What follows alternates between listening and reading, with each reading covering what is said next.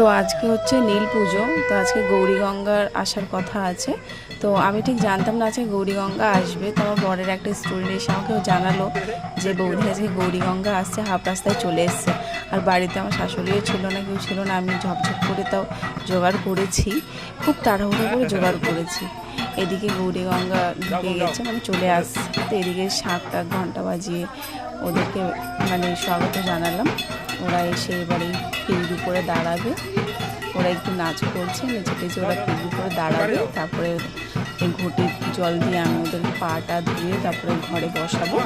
ঘরে বসিয়ে আমি দুধ কলা খাওয়াই, প্রত্যেকবারই খাওয়াই। কেন কি আমি শাশুড়ির থেকে শিখেছি যে দুধ কলা খাওয়াতে হয়।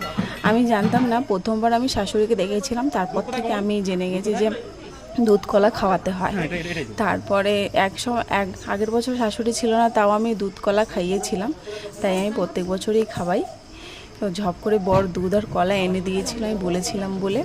এদিকে গৌরীগঙ্গা বসে গেছিলো। ওনাদেরকে দুধ কলা দিয়ে দিয়েছি খাওয়ার জন্য। এদিকে শুরু করবে, আবার পুজোটা দিয়ে দেবো। মেন হচ্ছে ইনি হচ্ছে পাগলা বাবা, আসল শিব ঠাকুর হচ্ছে ইনি পাগলা বাবা। এনাকে দেখে অনেকে সবাই ভয় পেয়ে যায়, ছোটো ছোটো বাচ্চারা ভয় পেয়ে যায়। তো এদিকে আমার শাশুড়ি ওই পাগলা বাবার বলে আমার ছেলেটাকে দিয়ে দেবে। ওনারা খেতে বসে গেছে, মানে ভোগ দিয়ে দিয়েছি। তো ওদেরকে এবার মানে ওই ত্রিশূলকে আমি পুজো দিয়ে দেবো। পুজো টুজো দিয়ে তারপরে ওনারা প্রসাদ গ্রহণ করবে। গ্রহণ করার পরে তারপরে ওই মানে যেই প্রসাদটা মানে থালার উপর থেকে মানে কি একটা মানে যাই হোক প্রসাদ একটা দেয়, সেটা খাওয়া উচিত কি না সেটা তো আমি জানি না, আদৌ আমি জানি না। অনেকে বলেন যে না খেয়ে নেওয়া উচিত, আবার অনেকে বলে যে না এটাও গুছিয়ে রেখে দেওয়া উচিত। ঠিক জানি না কী করা উচিত। তো এখন আমি পুজো দিয়ে দিচ্ছি, পুজো দিয়ে ফুল টুল দুব্বা দিয়ে পুজো দিয়ে দেবো। তারপর ওরা প্রসাদ গ্রহণ করবে। আর এনারা মানে আমি তো জানতামই না যে আজকে এনারা আসার কথা আছে গৌরীগঙ্গার।